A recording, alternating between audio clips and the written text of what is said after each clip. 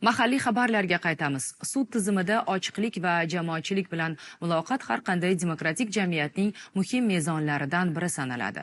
Sud qarorlari qanchalik adolatli bo'lmasin, ular haqida jamoatchilikka ishonchli va tezkor axborot yetkazilmasa, ishonchni mustahkamlash qiyindir.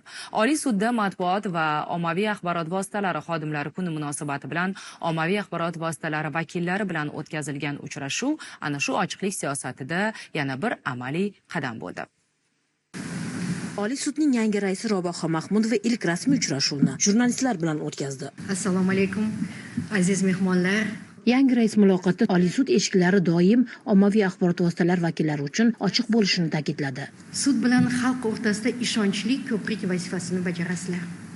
Sizlarni ishontirib aytmoqchimanki, biz haqqoniy so'z va xolis tanqidni xavf emas, balki rivojlanish omili sifatida hurmat bilan qabul qilamiz. Ommaviy axborot vositalari bilan ishlash usullarini tubdan yangilaymiz. Biz shunday reja qilmoqdamiz. Sud hokimiyatiga ishonch bir kunda shakllanmaydi. U adolatli qarorlar, qonun ustuvorligi va eng muhimi ochiqlik orqali mustahkamlanadi. Chunki odamlar sudda nima bo'layotganini bilsa, savollariga javob olsa, tizimga ishonch ham ortadi. Bugun dunyoning ko'plab davlatlarida sudlarning ochiq ishlashi demokratik jamiyatning muhim belgisi sifatida baholanadi. Albatta, hamma narsa ham ochiq bo'lavermaydi. Davlat siri, shaxsiy hayot, voyaga yetmaganlar manfaati yoki tergov siriga oid masalalar qonun bilan himoya qilinadi. Ammo qonun ruxsat bergan har bir holatda sud faoliyati jamoatchilik uchun ochiq bo'lishi kerak. Robaho Mahmudova jurnalistlar bilan doimiy muloqot qilish, jamoatchilikka tezkor va ishonchli axborot yetkazish va barcha savollarga ochiq javob berishga tayyorligini bildirdi. Odamlarga o'z huquqlarini anglatish ishida sizlar bilan hamjihat bo'lishni biz istaymiz. Bizning sohada biz asosan mehnat munosabatlari bo'yicha faoliyat yuritamiz.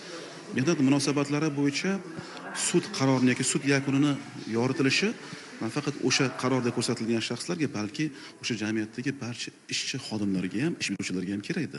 Negaki o'sha xatolikdan boshqa ish beruvchilar xulosa chiqarsa, o'sha qarordagi holatdan ishchi xodimlar ham o'ziga fikr oladi.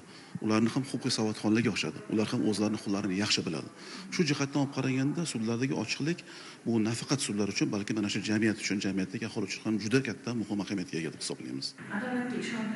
Uchrashuvda jurnalistlar, media sohasi vakillari va ekspertlar sud tizimida ochiqlikni yanada kuchaytirish, ommaviy axborot vositalari bilan hamkorlikni kengaytirish va eng muhimi, fuqarolarning sudga bo'lgan ishonchini oshirish masalalari yuzasidan fikr almashdilar. Mo'tabar Nurmuhammedova, Aydus Ermakbayev, Zohidjon Mamasoliyev, Toshkent.